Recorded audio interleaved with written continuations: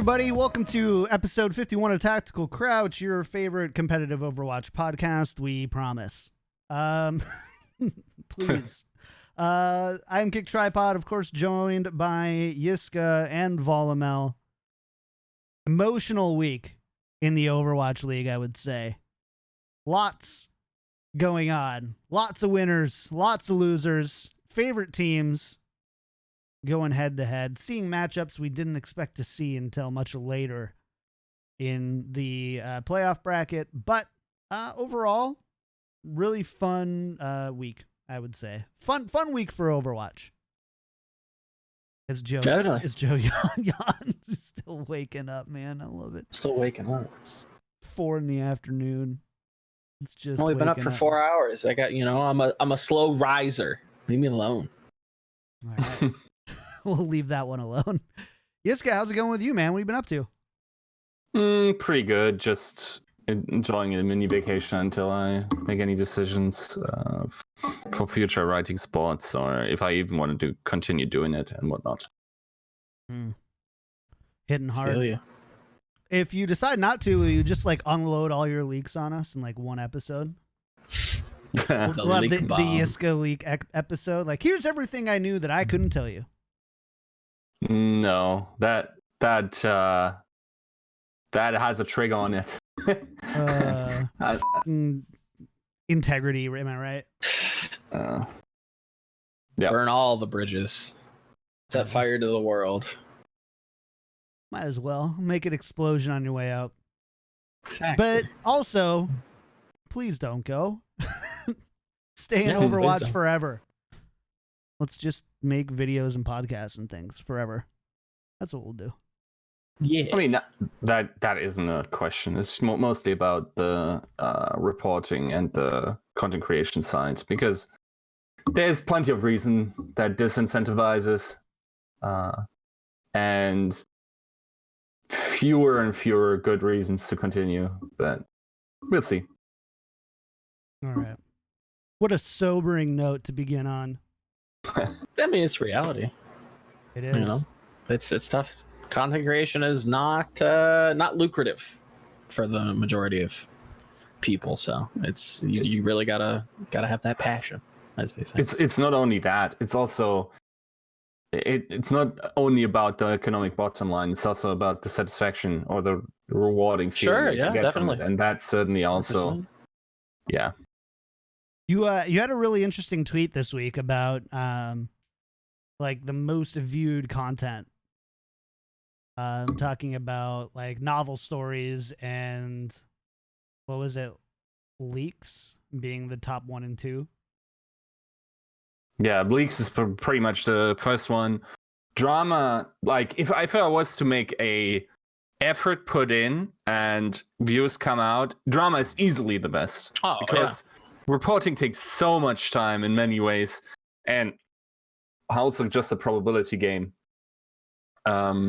But Drama is so easy to monetize, and I wouldn't be mad if people even accused me of dabbling into that once or twice with opinion pieces. Didn't feel satisfying to me, so yeah. Fair enough. Well, let's before we get started, because I think we're going to start on kind of a sad note anyway. Normally we record live every Wednesday at 11 a.m. Pacific time, twitch.tv/KickedTripod. Make sure to tune in there. Today we're coming a little bit later. Had to watch that Apple keynote this morning. Nothing super exciting, but the new midnight green color iPhone is all mine. It's pretty midnight green. Midnight green. It's a sick color. It's like I don't know how to describe it. It's like midnight green. Okay. Yeah. Right. It's not bad. Right. Kind of cool, different. I like it. I'll take it. I like it. Nice alternate color for the guys, or quote unquote the guys. They normally always have like the rose gold, which a lot of guys aren't confident enough to wear. Let's just be real. But something for the guys there besides space gray, which is kind of nice. I'm really, really excited to try it out. That's all we'll talk about Apple though today. Patreon as well. Big thanks to our patron producers, Battle Crab, Maid, and Peter Y. Thank you so much for your incredible support of the show. We really do appreciate it. If you want to support the show, there's 2 great ways to do that. First is subscribe to us on Twitch. It's September, so you get half price subs and gifted subs. So instead of $5, it's $2.50 for a tier 1 sub, which is great. And the cool thing is that's about how much that's how much Twitch normally takes anyway. So the full price you're giving is actually going straight to the creator, essentially. So they don't like cut it in half again. No, they're like, no. 250 subs. How about Twitch just 75 takes away cents? their cut. Yeah, Twitch just takes away their cut. So that's great. So it's a great time to sub if you're sitting on a sub, Prime sub, whatever. You're just like, you know what, I can do this for 1 month. We've got some emotes there. And of course, our Patreon as well. With either our subs or our patrons, you get access to a Discord-only Crouchers role where you do game nights, where you'll for sure get a slot in those. Those have been really fun. Last time we did a little watch party because it was the play-in. So we decided, you know what, let's do a watch party together. And so just kind of having that game night community atmosphere was really fun and really cool. So patreon.com/tacticalcrouch or twitch.tv/kicktripod. Best ways to support. Let's go into the news. Which one of you brought up Toby and Jaehong's tears? Who put that one in the notes? I did. Okay, explain it to me. Paint me a word picture. Okay, so what basically happened was after Seoul Dynasty was basically thrown out of the tournament, but after the match, almost. Would you say immediately, Joe? At least in I wouldn't say immediately. I think it was pretty short after. It wasn't like a stick a camera in their face quickly, milk them for all that they have. It was they had some time to pack up their stuff, go to the room, and somebody came out to represent the team in losers interview. Yeah, and basically what happened after in the post-game interview was that first mostly Jaehong, but then later also Toby were interviewed by Danny, and they were obviously very upset. There were a couple of tears there. And understatement. Yes, and it was overall a pretty emotional moment. And as far as news goes, I feel like there's something.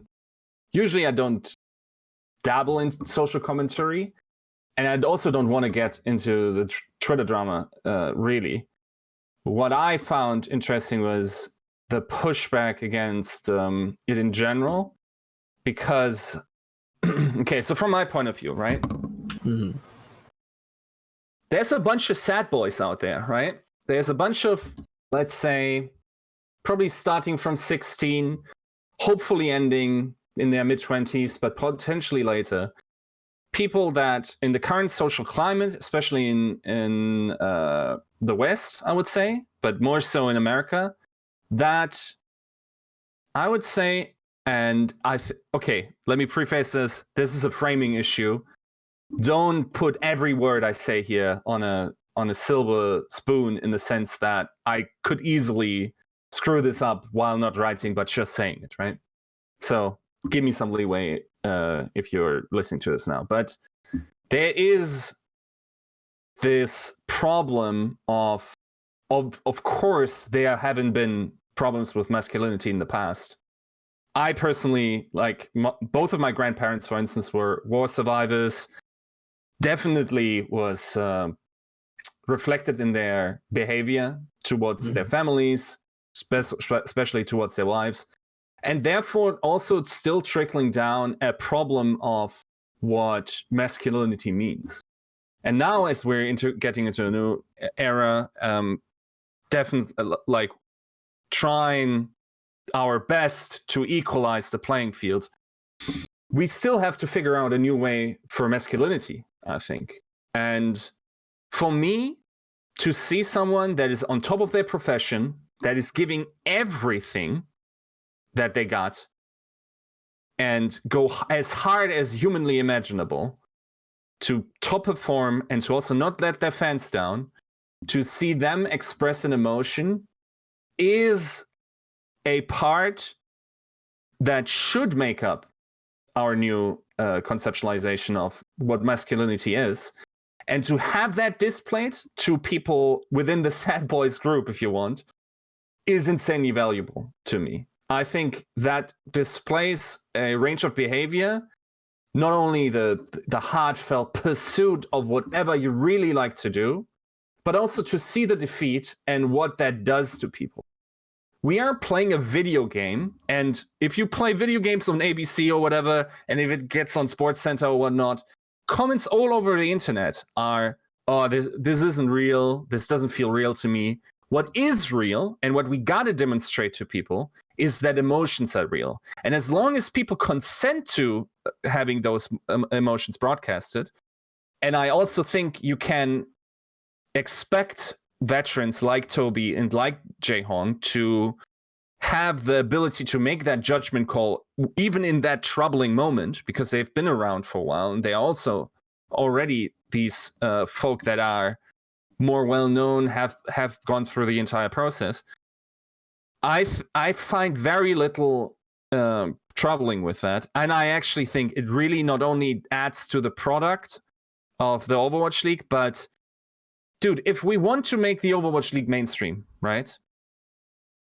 We gotta do it by transporting. Sports is more than entertainment. Sports is also creating idols for young kids to aspire to, and to showcase the entire breadth of emotion and what it takes is of the utmost importance to me. That is my primary goal in esports creation, and pretty much the only thing that keeps me going.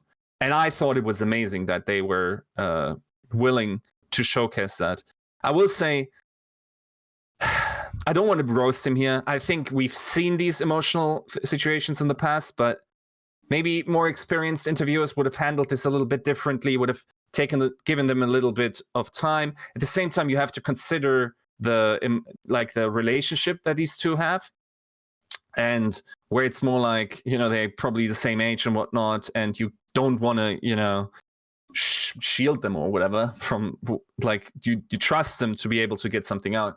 I think it could have been handled a little bit better in that regard, but it wasn't a problem for me. So I want to back up for a second, because I actually missed, I had friends and family in town this whole weekend, so I had to basically catch games, and I'm fast forwarding through things, so I never even saw this. I wasn't on social media this week, so my understanding is that both Toby and Jae-hong were very emotional during the post-match interview. Correct? Mm-hmm. We go far. Yes. We can say they cried on camera. Yeah. And there's people who have had a problem with that. Yes, but probably from a good place, I would say. I think from a place of wanting to protect them, because one of the things was that also, for instance, San Francisco Shock apparently said that they thought it was a bad idea to interview losers, which is a compassionate take, I think. I think both of those parties, almost, I want to say, come from a good place. And I think you can reasonably argue both of them. The fact that Jae-hong and Toby are veterans and are mature enough, and there's always we will always have, especially in American politics, a discussion of agency. But I think you can trust them to make that judgment call in that moment. Mm-hmm. Got it. So this isn't, and sorry, I'm playing catch up, but I told you guys before the show I'd have to play catch up on this part a little bit. So at first, when I first saw that there was Twitter drama about it, I had assumed that just a bunch of people were making fun of gamers for crying about video games. Like, that's what I had assumed the other side was. So that's not really a case. It's more like, hey, this isn't something that we want to see on a professional broadcast, or something that isn't healthy for the players to be subject to when they're in that emotional state. It's exploitive or whatever. Mm-hmm. It's more from like that side of things. I think a lot of it was from a place, like Yiska said, of compassion and trying to, make sure that all of these players were, properly asked and made sure that they, you know, had, like you said, had their agency, and it sounds like they did. I did see arguments for, you know, exploitative, like, oh, couldn't you give them a second? There was a lot of people kind of just arguing, well, I don't want to see this, which was weird. Yeah, there was a mixed bag. It was just like, well, this makes me feel a way. I don't like this. They didn't really have much of a leg to stand on. Maybe I'm prescribing an argument for them, but I saw a lot of pushback without a lot of reasoning why, and then that's kind of where my brain goes immediately. But yeah, it was very strange to see. Very strange. I think maybe initially also the idea was that they were forced a little bit into these, like you said, positions. You have to make sure that these players are willing to do that, because then it is very exploitative, where it's like, well, no, you signed your contract, so now you have to, you know, let me milk your tears from you. It's like, well, you know, have a little bit of compassion. But from everything that's come out from all of the absolute forest fire that was my timeline this week, it does sound like everybody is asked, and if they want to participate, they can. And I think that doubles down on what you were saying, to have to be able to put on a brave face, and kind of bottle up your guilt for a moment, to come out and say, look, we're sorry, you know, we tried our best, and it wasn't good enough. It just wasn't good enough today, and, you know, we apologize. And I mean, that's that. I guess that was probably a little bit harder for me. It was just like, these guys were like groveling. It was bad. Like, it was that was, there was not a dry eye in that house. I'll tell you what. Yeah. That's And interesting. at least to me, what Jaehyung said felt a little bit. Thankfully, it's not the case now, what he said, but he clarified. But it felt a little bit like a retirement interview. Yeah, I think that was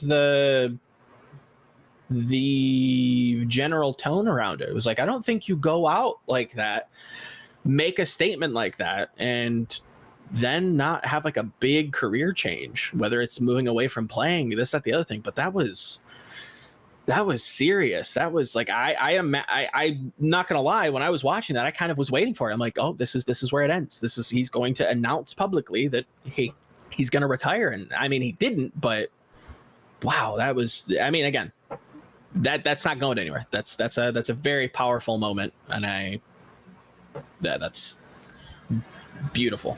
I can't say anything else but just brave, courageous, beautiful. Like, that's the shit that I want to see. Not in a, and again, not exploitative, but that means something to someone somewhere. That this whole, all of these stupid pixels and resolutions and mice and keyboards, all this nonsense actually means something to somebody. Like, that's pretty cool to see. Yeah, it also makes me wonder, you know, the people who are adamantly against, like, these guys shouldn't be crying, they're professionals or whatever, like, sounds to me like those people haven't been really passionate about anything in their entire life. And that's what kind of gets me. Like, I couldn't imagine. I'm an emotional guy as it is. I'll be totally honest. I'm a very emotional guy. Same here. So we're just, you know, like, I love it. We want to see the raw sides of esports, and that's kind of part of that entire journey. We want to see real, authentic feelings and emotions, but we don't want a reality TV show either. No, of course not. Yes. And so, like, and I think that's the balance, right? Is how do you get the right amount of emotion and insight? You know, how many times have we done an interview on here, or have you listened to another competitive Overwatch interview, and it's super flat and boring and whatever? We've had some. I would say we've had amazing guests on the show. We haven't always had the most amazing questions, and it's always constantly finding that. How do we really, like, dive in and talk to this person without also being like, what makes you cry at night? And just, like, expect them to, like, answer that for us. Yeah. You know? So I'm all for it. I probably need to go back and watch, like, the whole end of the broadcast so I can get a more idea of, like, the sentiment of how the broadcast flows through that as well. But I don't know, man. Like, to me, it just sounds like, I don't know. I appreciate. I'm sure I would appreciate the quote unquote other side who's like, this shouldn't have been broadcast. It shouldn't have been went on too long. Like, that's not, they're there to play and not to give interviews crying or whatever kind of thing. I And, will say that majority of the pushback was like, couldn't we have given them a moment? Couldn't we have done this during a press conference? Couldn't we have done this later where they weren't so emotional? Which I don't think it's our place to say when and where a player can't talk. Now, if it was the case that the league was like, no, you have to talk now, yeah, I would have a little bit more of a problem with it. But yes, that would be a huge threat. That would be a problem. But it doesn't sound like it was, from what some experts very close to the league have said publicly. With that now in mind, I would like to see maybe where people stand on this now. If it really is a player's choice to go out there and battle through emotions to kind of apologize for a bad showing, then is that a problem? I really find it hard to believe that people would find that a problem. I think a lot of their gripes were, okay, is this exploitative? This is bad. I don't like this. Like, we should protect them. They're players. Like, they don't know any better. But that's not always the case.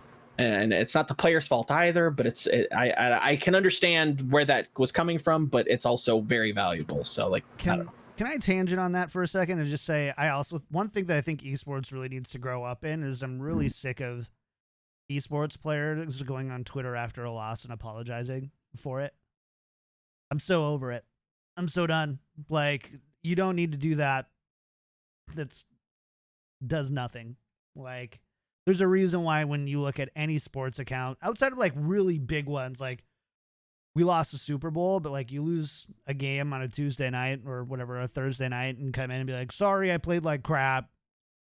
Won't let you down next time. I wonder why that's different. I wonder if it's because esports is so fragile, not in the emotional sense, but just how volatile it is. Like, you could be here for this season and gone the next. So do they put more weight into every single moment, every single game? Whereas in football or in baseball or traditional sports in general, are they a little bit more secure? Do they have a little bit more job security in that sense where, obviously every game means a lot to each competitor that's, at the heart of competition. But do you think esports, like, because it is so here today, gone tomorrow, that players are more willing to be, I don't know, scared of that security just being ripped out from under them? I think what it actually, like, maybe that's part of it, but I think what's actually the case is, in sports, you feel bad if you play bad towards your teammates and your coaching staff. In esports, because you're so much closer with your fans, you also feel bad towards your fans. Yeah, that's true. Because you interact with them and you see them putting a lot of emotional energy into that. And in sports, it's just a wall of people that is very easy to almost objectify, right? Like, say, okay, this is the crowd, and you don't have to care about the individual person. But then if you're on stream and you're talking to these individual people, and I mean, it's a sad reality also of the normal donation being, oh yeah, your stream, your play brought me through so much tough times and whatnot, that the emotional connection to these fans probably is different, even though we're on virtual grounds, not real grounds. And I think they feel more in depth to their viewers that help them stay there. I'll admit that my perspective may be anecdotal in the sense that I only have like 3 pro players that like I would consider friends and could text up right now and be like, how do you feel about tweeting sorry when you lose? But I am close friends with Trevor May, pitcher for the Twins. He is about as into the streaming video game fan culture of esports that any professional athlete is. There's probably nobody else in the world who has such a close tie between the two, where it's almost like they probably have just as big of a fan base and footprint in esports and gaming as they do in professional sports. But they don't you don't see Trevor going on and apologizing, and he's really close to his fans. If you go watch his stuff, hey Trevor, what happened when you gave up a save or whatever? He deflects it. He goes, that happens as part of competition. I'm gonna win a lot of games, I'm gonna lose a lot of games, and we're gonna go on. We're gonna play Fortnite now. And I just I don't think it's number one. I don't think it's healthy for the players. No, to I agree. apologize I for don't wins think and it's losses. healthy either. Number two, I don't think that whoever is in marketing PR, because there is some ownership about what can be put on these players' accounts, Sure. social media accounts, once they're in Overwatch League and signed to contracts. I don't have the specifics of that, but we've seen multiple times players take things down, get fined for things that they've said on social media. Yep. The fact that there isn't somebody all that kind of pressure and apologizing, that should be delegated, honestly, to PR and coaches 100% of the time. That's a big part of why they're there. Sure, if in a post-match interview in a press room, if they want to go, hey, I want to apologize for my fans, I didn't play my best tonight, I think that was part of why we lost. Sure, but this whole I'm reaching out to apologize to you on Twitter thing is it reeks of just immaturity to me. And so I would love to see it stop. I think that's true, though. I think that's completely true. You're taking a bunch of 18 to 20-year-olds that have very little life experience, and this isn't for everybody. I'm painting very broad strokes here, but you're taking 18 to 20-year-olds who are good at a video game, paying them a bunch of money, giving them just a lifestyle flip of success, and comparing them to someone in traditional sports who has gone through very structured systems comparatively, right? I'm sure, baseball and anything traditional has its problems as well, but you might start very young. Maybe you start in high school, but you play through high school. You immediately are exposed to coaches, exposed to mentors. You go into college, you same thing there. You go up through these systems where you have role models and people before you that you can kind of take notes from, and a lot of these kids just don't have that, because this is, I wouldn't say new, because you can compare it to traditional sports, but they are immature. They are brand new to this space, so I really don't blame them. They are, but at the same time, this is one of those things that I feel is very easy to correct and go, this is the new direction. You're not allowed to go apologize for your performance on Twitter. All right, guys, go. You're done. Just stop. It's one thing to be like, hey, how do you handle emotions in an interview? And how, that's something that, sure. But I think this is very similar. I think this is handling them. They don't know what to do with these emotions. They feel bad because they're so connected to the fans. So they have to go, you know what, guys, I'm sorry. It's like one of those things that just releases emotion. But how else do you channel those emotions? They have to learn how to do that first. Just saying don't tweet doesn't solve any problems. They still have those emotions that they're trying to point in some direction. It solves external problems, maybe not internal problems, sure. But I think that's where you need to start. I think you have to start at the baseline. I don't agree. I think you can be like, hey, let's mitigate out here, and then let's talk through how to work through in here. Tactical Crouch Psychology podcast. Are you guys ready for this one? Just that's just there's just some base. It's kind of like saying, I don't know. I can't think of an analogy on a spot, but these are very basic mechanical restrictions in place that I think there's already restrictions in how they can go about doing certain things and saying certain things. I think that this should be part of that. I don't disagree, but I think you have to start with,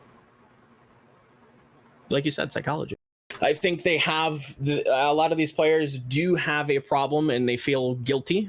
I think it would be, at least me personally, I would start with that feeling and trying to help them manage that better, rather than just putting a Band-Aid on it and just saying, we're just going to do this. I don't think it's one or the other, but I do think it is. I would agree. If I make a mistake, let's say it's against my contract to post on Twitter afterwards, but I do it. I come to you as your coach and say, okay, hey, it's time to take that down. Now let's talk. What do you need? Who do we need to talk to about, giving you that outlet to do? Because social media is not a place to outlet your apologies. 99% of the time, I would say, if not 100% of the time. It's just not the okay thing. And that's why these teams have PR departments and marketing and coaches, public facing figures. Why they have post-game press conferences is there's controlled environments in which players and teams can communicate with their audiences. And it's one thing to limit social media in the sense of like, you can't post to social media about anything Overwatch. I think that's too restrictive, but there's clearly rules and regulations, and status quo has been set for that. And I think esports lags behind it a lot. I would agree. I think we agree for the most part. It's just where we would fix the problem. It sounds like we're just slightly in disagreement. That's all. Which neither of us are in a position to do anyway. Yeah. So it's like maybe it is different by the team or the player that you're coaching. For sure. What is an interesting observation though? Because let's be honest, I don't know if teams can be convinced to say, "Oh yeah, your players feel better then," unless you can demonstrate that it also makes them better players.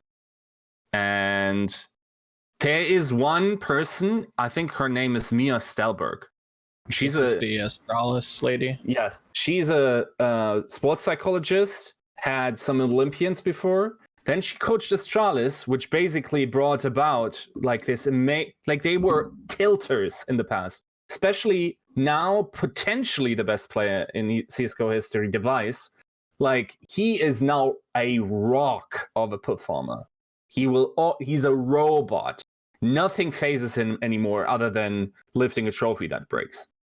But she has worked with Astralis. She has recently worked with Enche, who also had an explosion in performance. And, okay, this will blow your mind, she also worked with the winner of TI, Dota 2 tournament, OG.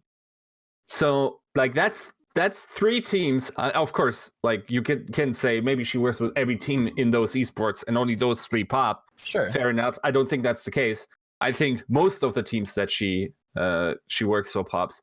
So there is definitely an aspect also of performance and player well-being directly translating to what you want as a team. So investing in qualified personnel there, definitely, especially now that we're traveling so much. Yep. In my opinion, is a must-have.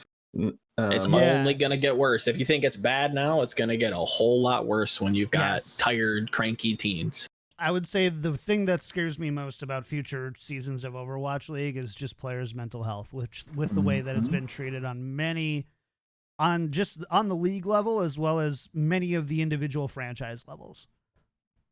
So, yep, all about it. Anyways, I think we put this one. I think we went a little far. Normally we don't go this long on something like that, but you know what? We're doing okay. We'll go long if we have to. Let's talk about last week's games, shall we? So last week's games after first week of playoffs, right?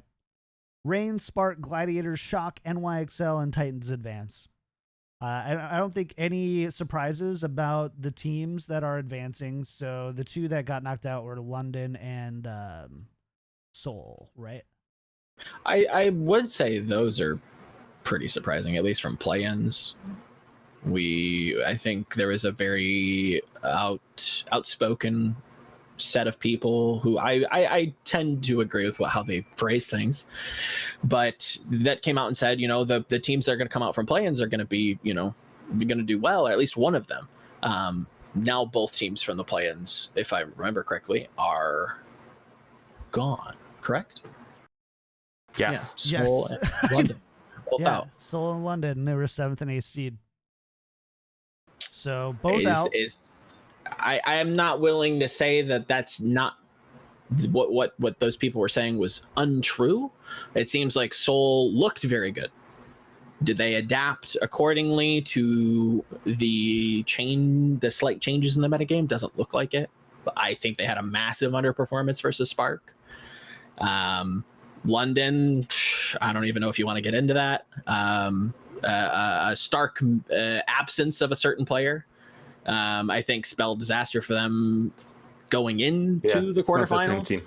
Yeah, It's not everything that you've worked, all the synergies, all the timings that you've subconsciously built up with your team are now drawn into question because you've just had to put in a new player. Yeah, it's pretty shocking to see, no pun intended, but again, I wouldn't say that any of these are random. I think like we were talking about in the pre-show, a lot of it is just figuring out where we put these teams, how good we think certain teams are, how quickly teams are adapting to the changing metagame. It feels random because it's completely different, but if you go into new patches and kind of soft readjust, I think it's not super random. I think it, again, if you even look at, not to go ahead, but if you look at San Francisco, Atlanta, that's not all that crazy, especially from what Atlanta said publicly about going in, having an extra week of practice while they were playing through their last week of games. Shock, I mean, by all rights, Shock should have won that match, right? They should have won. They didn't due to a pretty strong error, but that should have gone Shock's way, right? So again, I don't get the whole random narrative. What I will say is I mean, in hindsight, it now makes sense that I think there was a post on Reddit also pointing it out that there's a good possibility that the final standings coming from the playoffs will resemble the ones being seeded after the regular season. So that Titans wins, then NYX Alpha gets into the final with them, then Shock is third and whatnot, like going down the list, because pretty much that already is true for London and Seoul, right? Sure. But I still think that is a massive random occurrence. I don't think. Yes, I would agree. Like it really masks the issues, and that is an ongoing issue in Overwatch League, that problems will not be addressed until randomly they aren't a problem. They aren't non-problematic anymore, right? It's like the same could be said honestly about the Spitfire, if we're being honest. Like last year, that the fact that they won the finals, that makes up for a lot of so many fences. Yeah, dude, I even made a satire piece about that back then. All the wrist injury nonsense. Like, if they don't win that final, I think their chances of going further this year are much higher because they don't re-sign everyone. And then another thing that triggered me off the planet in that series was that they didn't put Profit on Doomfist. I don't know what the entire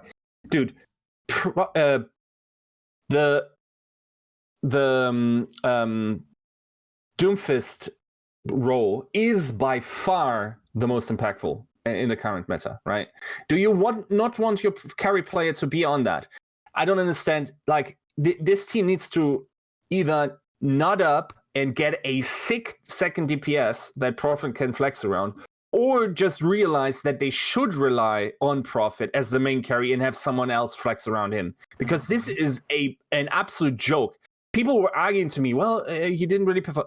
Come on, dude. Like, that's where I'm sad when we don't have stats, because Profit had a 5-man backpack on for the most part in that series. Like, on May, he was out fragging guard on Doom. It's fucking comical. It's also again, like, to your point of, it's a random occurrence that things seem to be evening out the same way that the regular season standings have been. I think that's a testament to where we are in, like, the macro metagame, where Overwatch is becoming more and more team oriented. We started with GOATs, incredibly teamwork oriented. This meta, whatever we're going to call it, still very teamwork oriented. A lot of double ability combos, not a ton of just, wide Widowmaker angles and getting picks. No Pine Spider people plays, right?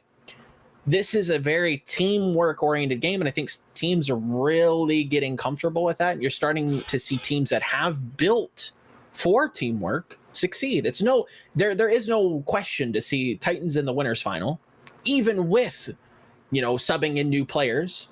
They still have that fundamental teamwork in place. There should be no this. Why is it weird that we're seeing Titans in the final? New York, I think that's a little bit different. I don't even know if we're going to see Shock. That's not a guarantee, right?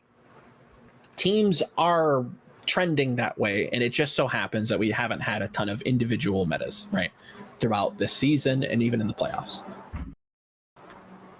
Going into what ends up happening, I'm not going to lie, what you just kind of absent brain fire. I don't even know where I was going with that. It's all right. Let me. Yeah, sorry. go ahead. Just to jump in on the NYX Alpha thing. Yeah. Right? There is a super cool narrative where you could cut that together.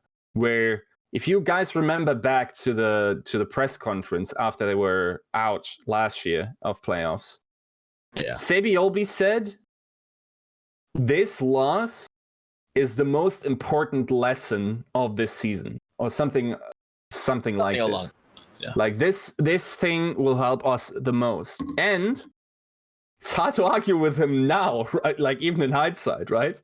Yes, they weren't amazing over the entire season, but they are now here when it matters. Definitely. Are they not? Yeah. Like maybe they learned something about pacing. They also didn't really have to try that hard in their division, to be fair. Are you already bringing out the sandbags? I mean, you don't like sandbagging. The thing is, you can only.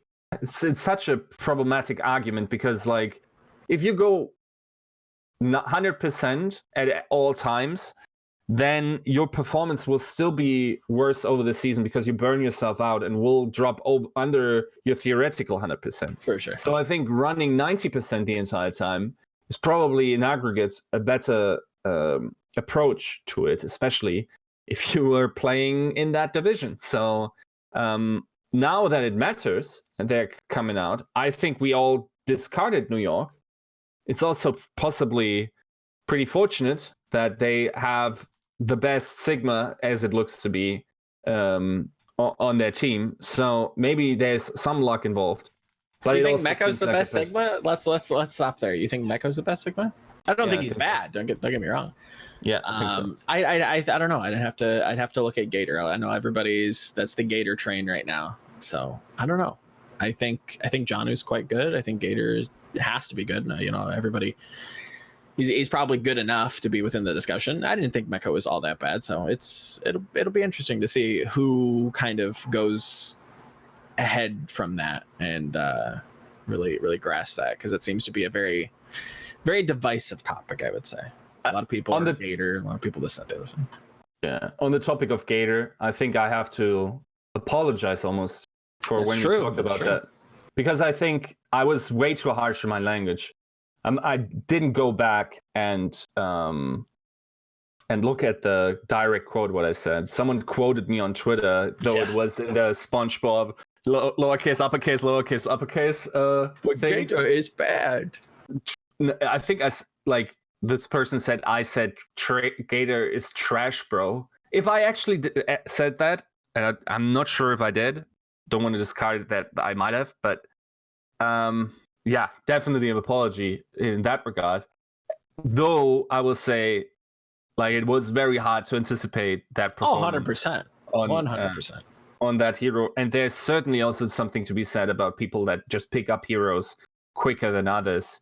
And who else would it be than someone that invented goats? Yeah. Sort of like, so it makes perfect sense in hindsight. Yeah. That Gator is an outstanding player. It's also, who else really on Atlanta would have picked that up? Because FRD just sitting there, I don't know. I mean, Daco, kit's done, dude. FRD was very good on Roadhog. I don't know if that would necessarily translate, it's also the case that he wasn't sitting out and had time to practice it while everyone was playing stage 4. So that seemed to be, by the way, something. I think is that a pattern? I think so.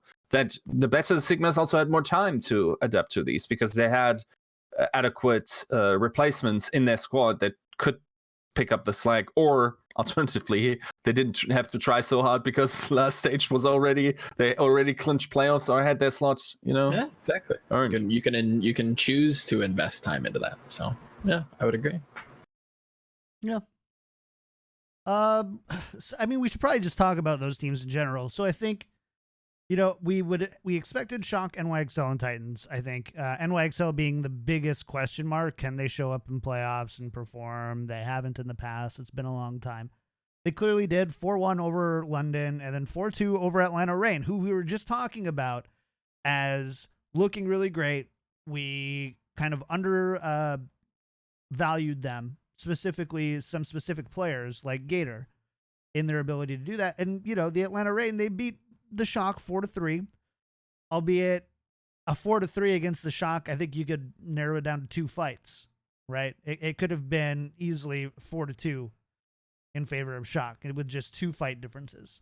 So it was a razor's edge, but whatever. They won. They deserve to have being said. They won.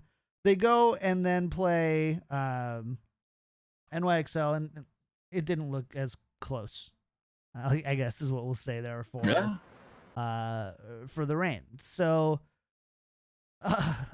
is NYXL just looking really decisive in this playoffs, or did Reign outperform themselves in the quarterfinals and then settle back into their own and in London, did London things? I think you kind of bring up a point that I didn't really consider. I think you're kind of. I think it's a mixture of both, right? I think that's my answer. I think Shock came into this not really well equipped. They really don't know how. I wouldn't say don't know how to play this meta, but they're very bare bones. There's no really style. Their fundamentals really aren't that great, and I think we're all still trying to figure out what even are the fundamentals of this meta. But yeah, they came in pretty underprepared against a Reign that, again, was public in saying that they've put a ton of preparation into this metagame. Still drew them very close, which is a great sign for Shock fans going into the future. Now they have plenty of time to get a good bearing on what they want to do. They've got all the scrim footage in the world, very live film to study. But I think Shock came into this, they weren't very prepared. Atlanta beats them, great. That's a big upset for a lot of people. I think for most people, that's a huge upset. They go against New York. Being able to beat Shock is a win in and of itself, but in such a way that it kind of instills some faith that they're kind of adapted to the meta. I think people overlook New York for the same reason that you mentioned. They played against London. Our London is good as everybody's saying, doesn't look like it. So I kind of bias here a little bit because that's how I was thinking about these games going into Reign. And I'm like, I see Atlanta taking this. They're more prepared. This, that, the other thing. In New York, it was a good game. I think Atlanta was prepared for a lot of the shenanigans that New York was going to pull out with the Bastion and even throwing in a little bit of Ash.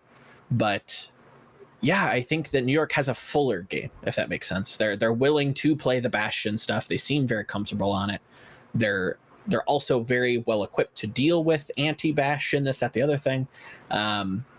Just well prepared, I would say. New York has a very full game at the moment, and to their style of defense all season, they're very passive. They want to bait you in, keep everything even. If you use an ability, we'll use an ability. Try to keep everything even, and then beat them in terms of teamwork and mechanical skill. It's very very proud New York, I would say. Yeah.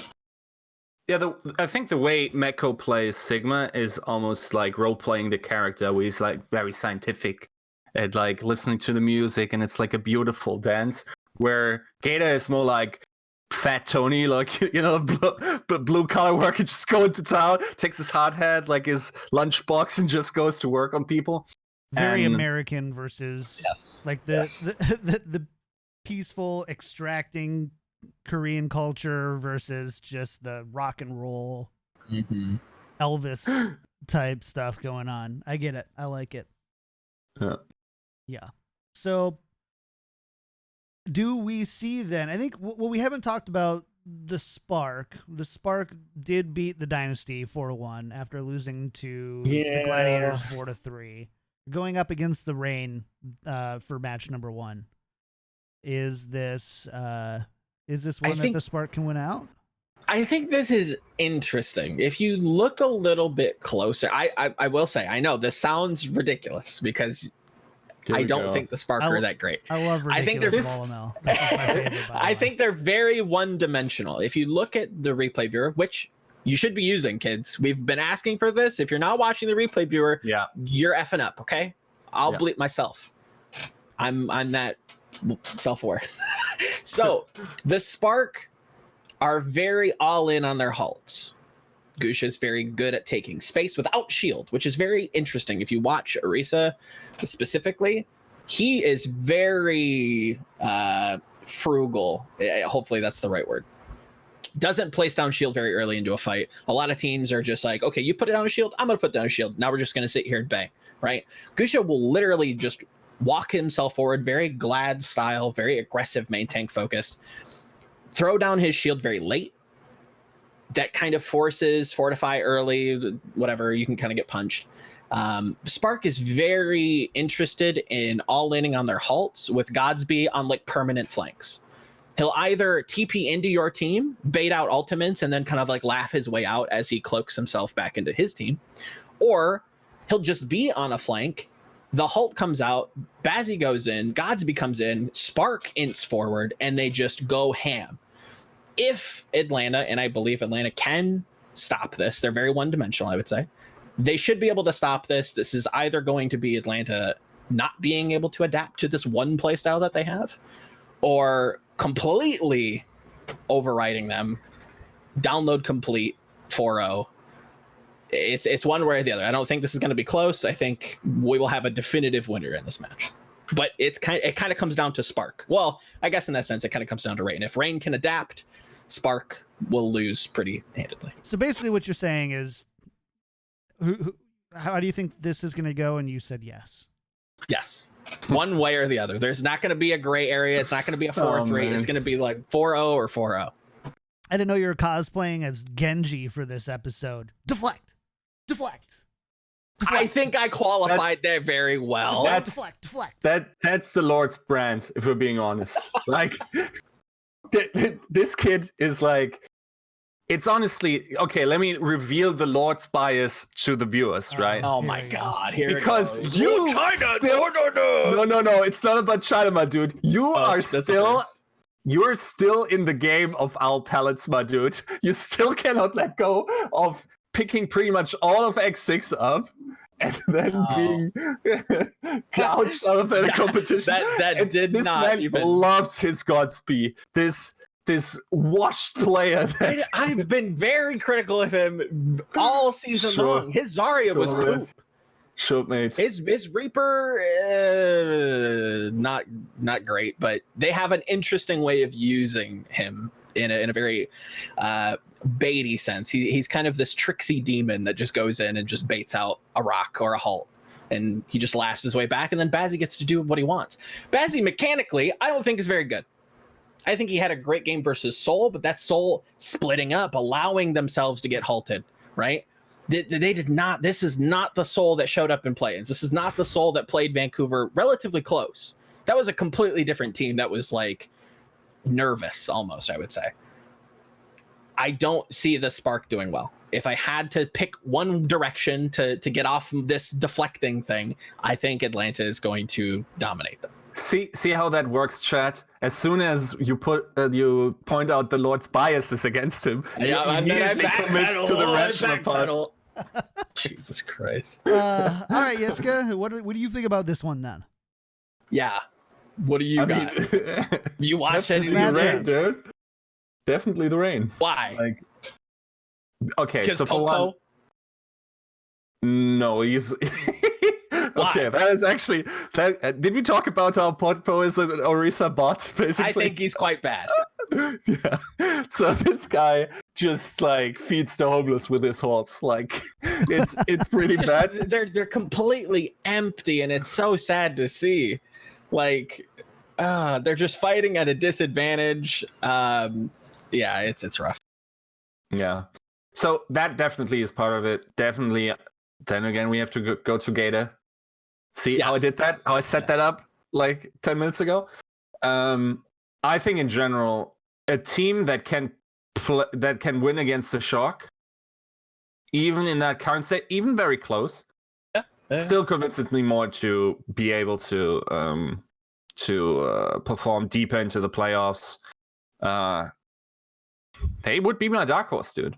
I think that's a great. I think it was Malik that said it, that Atlanta feel very much like a Philadelphia of the season. I think he was spot on, right on the head. Like, this is a team that could make a deep run. I thought it was going to be Seoul, just from how they looked in play-ins and even how they looked in quarterfinals. I thought they were going to make a deep run. No, I think it's going to be.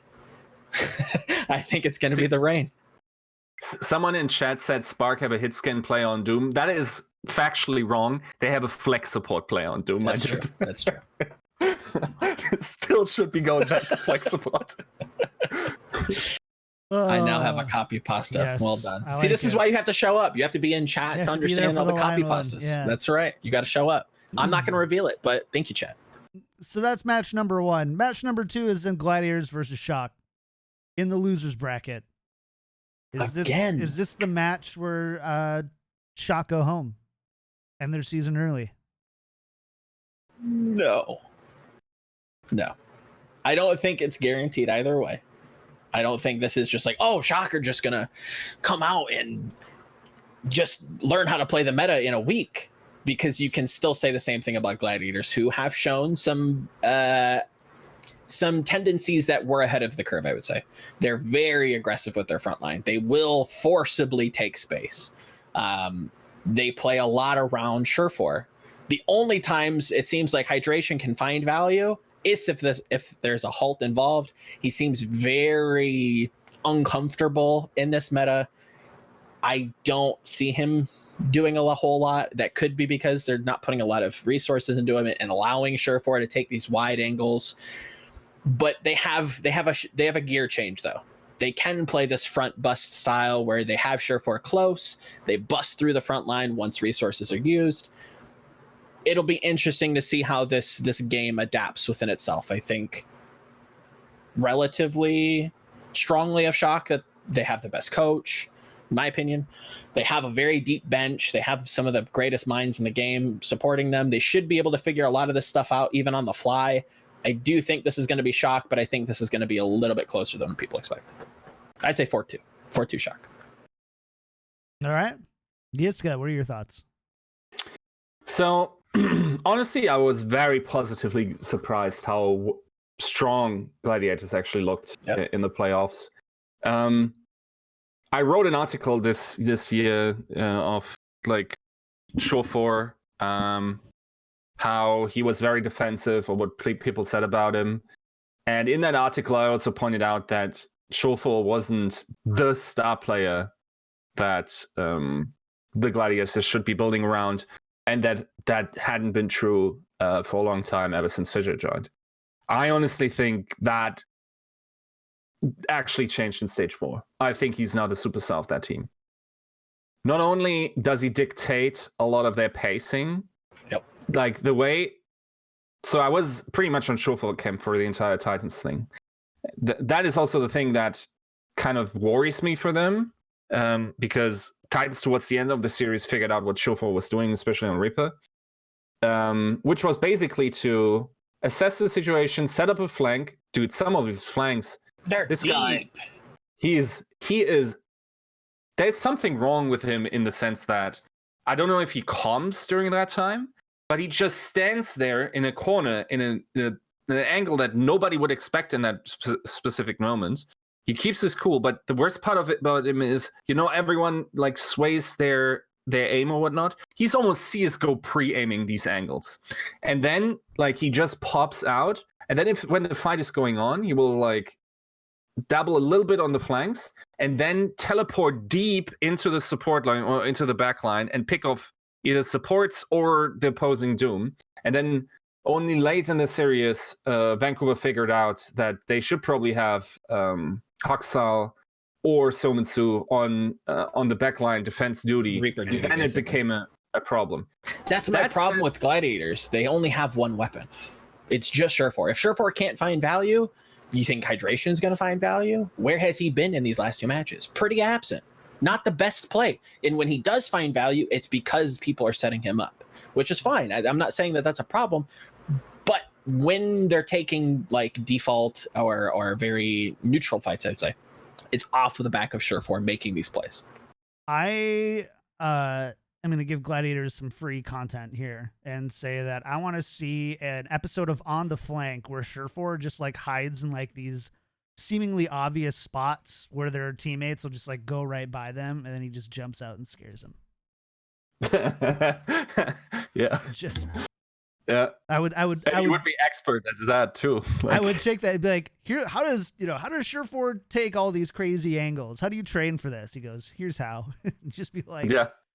You've got one of the guys like brushing their teeth in the morning. He just like pops through the mirror. It's like, boom. It'd be good. I'd like that a lot. All right. Yeah.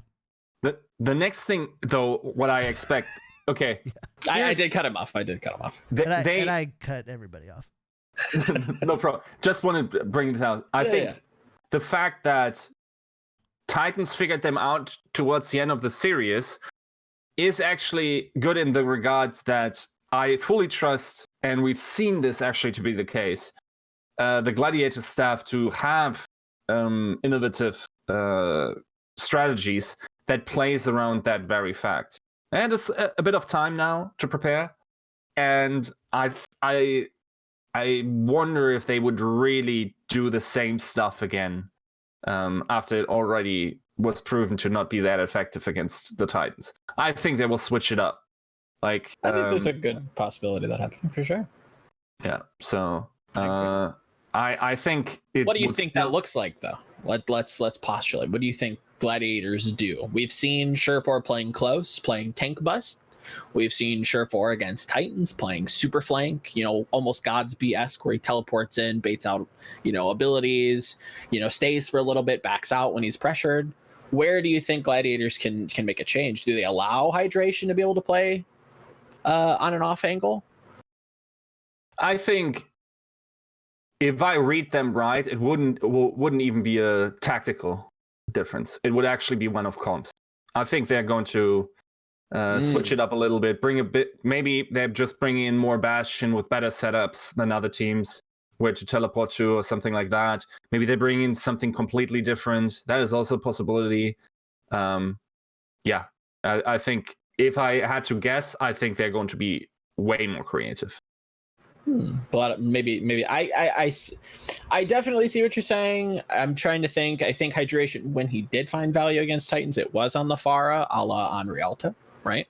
Mm-hmm. Granted, I think the play everybody thinks of is the around the back, like 5K barrage as Titans are setting up on point A, right? Like I think Titans just had a blind spot. I think they're gonna, make up for that in the future.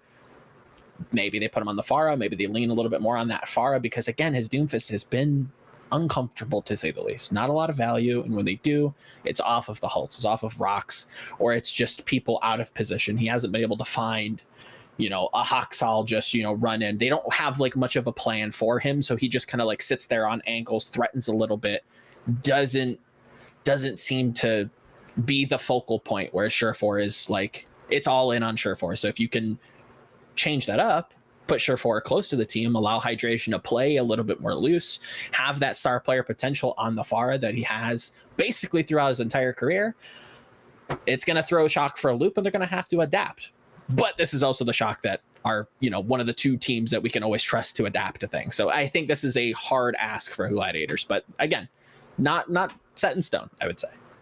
I will say this, the Gladiators, especially on the maps that they won against the Titans. Yes. They won. It wasn't like, ooh, like technicality, ooh, one stun in the wrong spot in C9. And no, they won.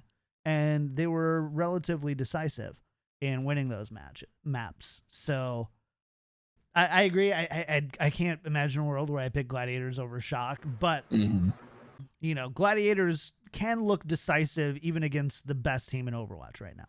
So to wrap this up, I want to give some credit, and I hope chat can correct me on who this was on the desk that said this. It might have, I think it might actually was Brent, or maybe it was Monty. I don't know.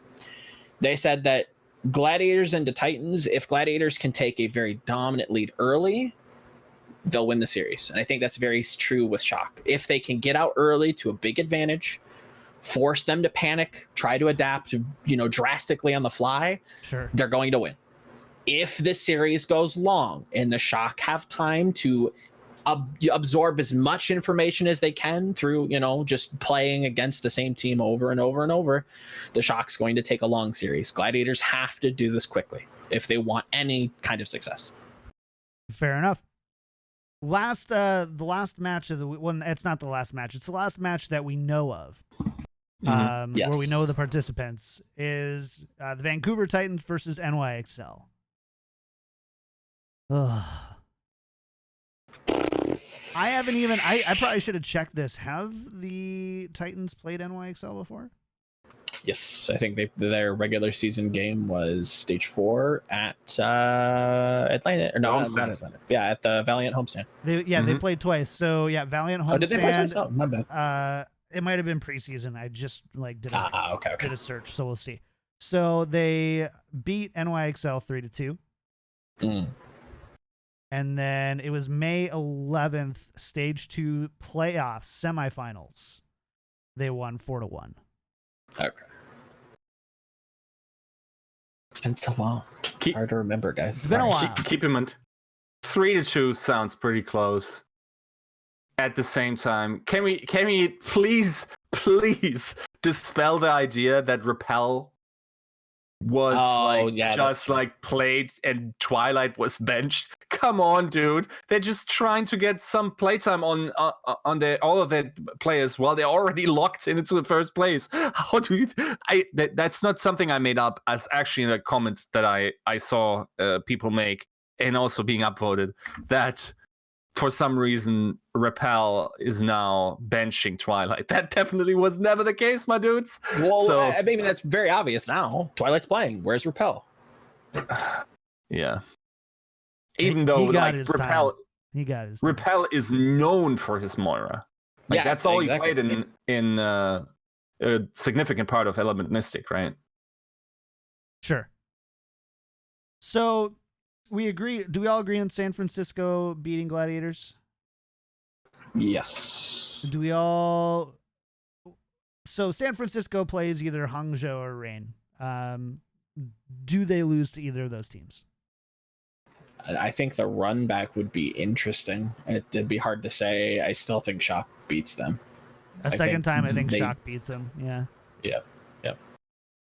So that puts us at a San Francisco versus NYXL loser final. I don't know. I really need to look at this more. But yeah, I guess I would have to say Titans. But that's a toughie. That is a toughie. That is like the two different schools or trains of thought in this metagame. New York is all about the Bastion. They're all in on the Bastion. They can play the standard stuff pretty well, I'd say. They don't have like a style, but they're very good at just copying what you're doing and just keeping it neutral at every point, which is something they've been historically very known to do. And Titans are all about the Doomfist Reaper. That's their style. That's what they're playing majority of the time. But they've also shown a tendency to be able to play the Bastion stuff and have a good idea on how to beat it, which, yeah, I guess it would lead me to Titans taking that. I don't know how close, or I can just say that I think Titans is going to win. I don't know a map score. And keep in mind, this is something that was brought up. I was going to bring up before, but I was just reminded in chat. The 4 teams in the losers bracket are going to have to play 3 games over 2 days. Yep. So, yeah, it's not going to be an easy road. It's going to be tough to prepare. I think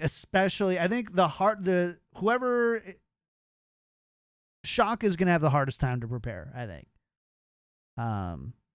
Because they don't know if they're going to be going against Spark or Rain. I don't even know if they can really prepare. The advantage they have is they've already played Rain. Yep. So I think it almost works in their advantage.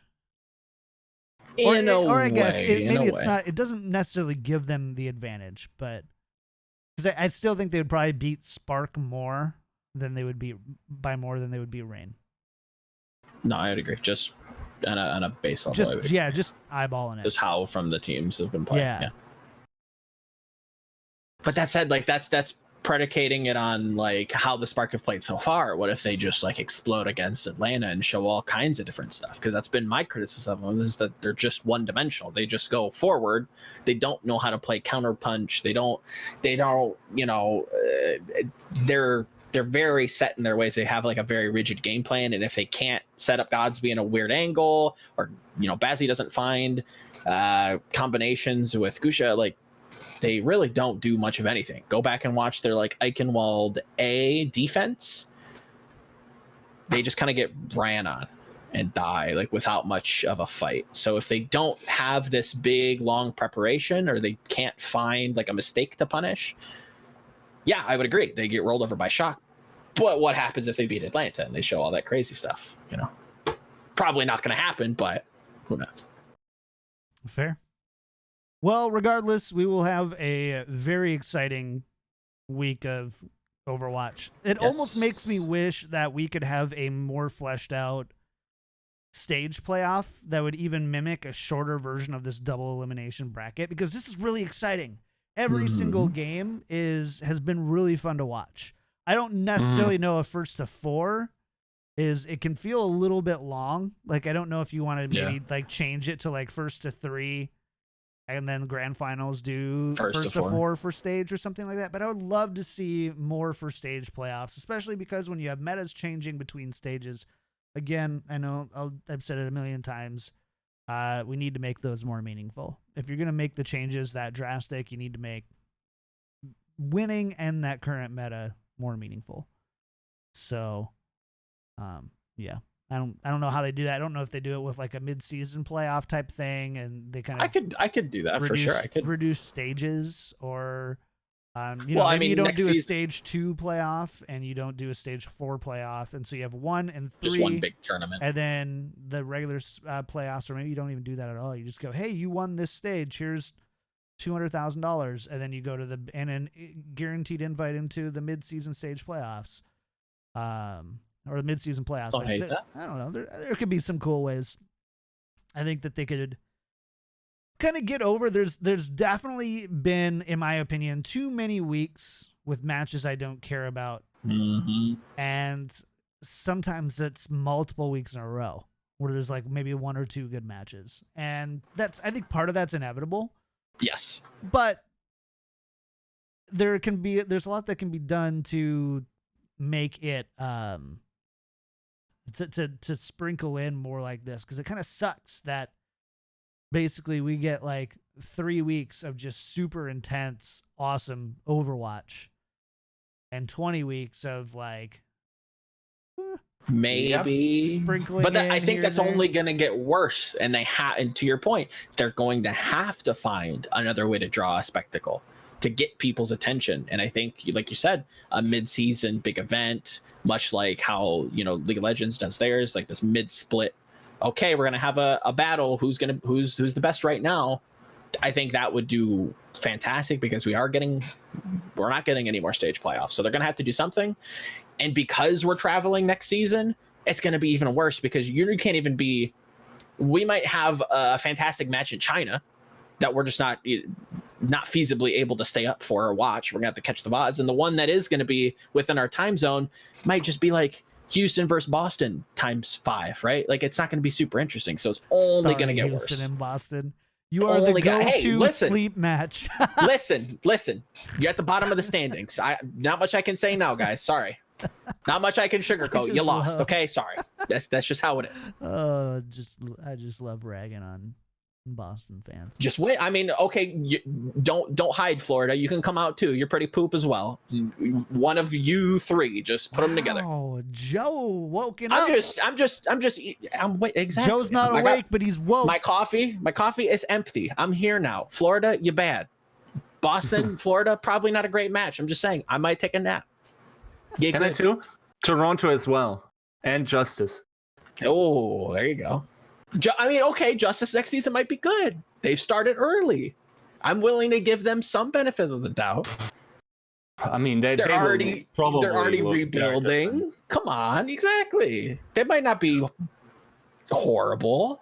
I don't know how good they're going to be, but I'm willing to give them I like a nod. how you're just alienating Same all of our for guests on the eligibility. show. Like, Oh, Mineral's BS. going to be pissed. Baroy's pissed. Now we have to kick you off the show. Darn, I'm a pariah. Shoot.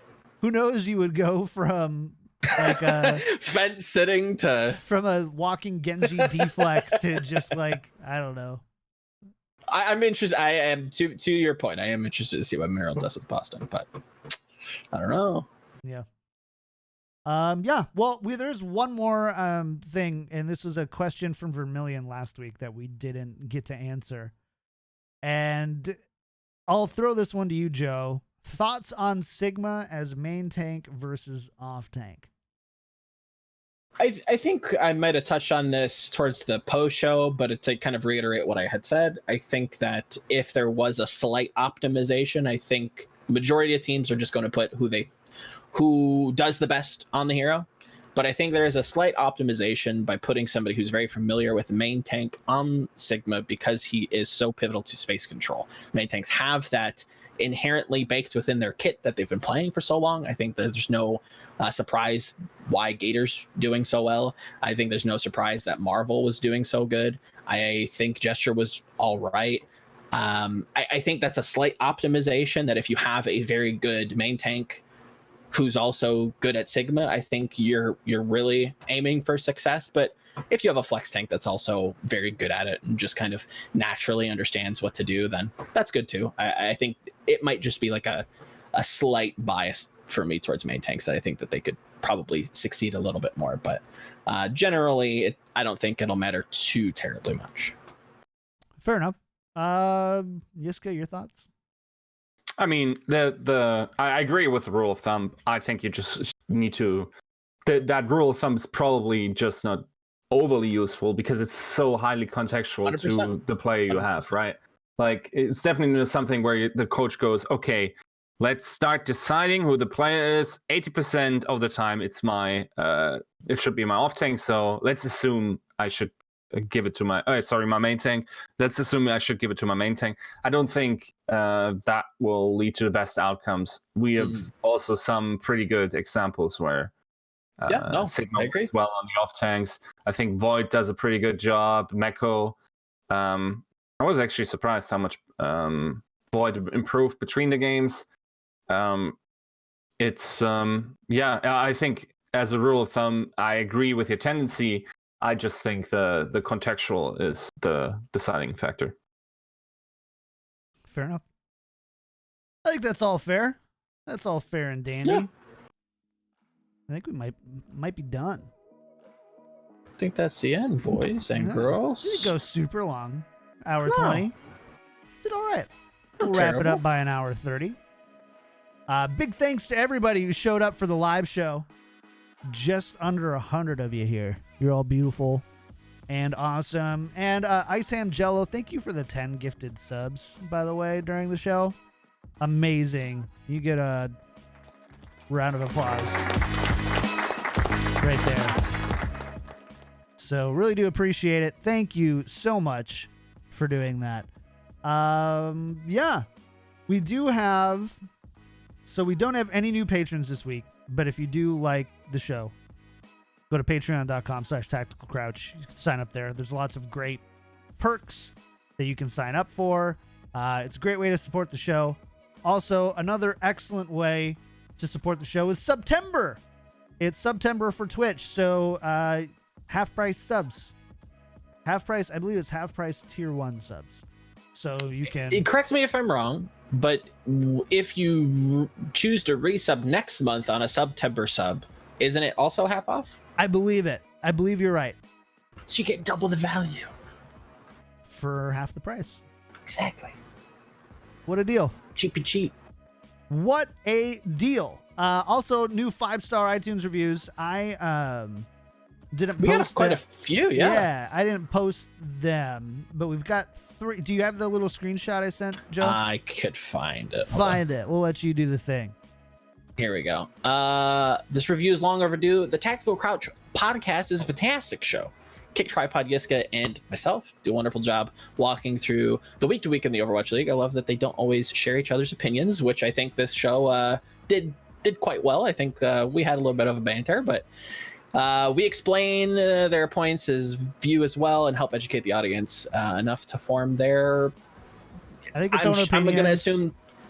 Yeah, probably. But I didn't know you were going to read the whoever whole thing. left that. It's down below. I just went for it. Newbie. Thank you. Newbie from the United States. Newbie, the so you can actually see right below there. Yeah, I see that now. All right. Heathen 62. The next one. Yep. Yeah. Do you want me to read it? No. Oh, okay. Yeah. So, devs _ Thank you for dropping the 5-star review and sharing some love, and Heathen 62 as well. Thank you for talking about our big points. From Canada and then Great Britain. Oh, that's pretty true. dope. That's true. We're global. We get them globally. Global. Yeah. Yep. All right. Well, let's do some shout outs for the week and where people can find you. Yiska, anything cool coming up? Again, I'm currently more on a vacation type. I might start actually thinking it over as video content again this week. I honestly, it's probably going to coincide whenever I get the mini. Seems like a good start to it again, and then otherwise just follow me on Twitter. I haven't been very active in there. I'm just enjoying the playoffs really at the moment. Maybe we'll do some viewership parties for the remaining games. We'll see. Yeah, that'd be fun. Joe, what about you? Shout outs for the week, where people find you. I was going to make a video talking about how New York is interesting, but on further review, a little less interesting than I had previously thought I saw. But you can always find me on the socials at Volamel pretty much everywhere. Playing a little bit of Classic WoW. Sooner or later, I'm going to stream. I don't know if anybody's going to show up, but I'll probably stream and just hang out and talk about Owl while I go mine and stuff. Almost done with the big project, but then I have to send it to an editor, and we'll see what happens with that. But again, stay on the lookout for another big one. So how big is it? How many? It's another Twilight. Okay. It's like right now, I think it's about 5K. Yeah. Well, interview feature, big piece. Just sweet. Keep on the lookout. It'll be here soon enough. Are you getting art? Maybe. We'll see. Ooh. Cool. Well, as for me, you can find me everywhere at KickedTripod, Twitch, Twitter, YouTube, Instagram. It's all there. So definitely check that all out. Nothing too big planned this week. No other content outside of Tactical Crouch. So yeah, that's going to be it. Make sure to follow us everywhere at Tactical Crouch, patreon.com/Tactical Crouch, Twitter. And yeah, just search for it on all your favorite podcast apps and things like that. If you want to support the show, patreon.com/Tactical Crouch, or subscribe at twitch.tv/KickedTripod. We really do appreciate it. I can't wait. I think they sent out the thing this week to you, Yiska. I think they sent it either today or tomorrow. So nice. And same for you, Joe. So we have to figure out Mike? What we're gonna do. I know you. Yeah, for you there. We'll have to figure it out. We'll figure it out one way or another. But yeah, so that's it. We'll see you guys next time. Bye.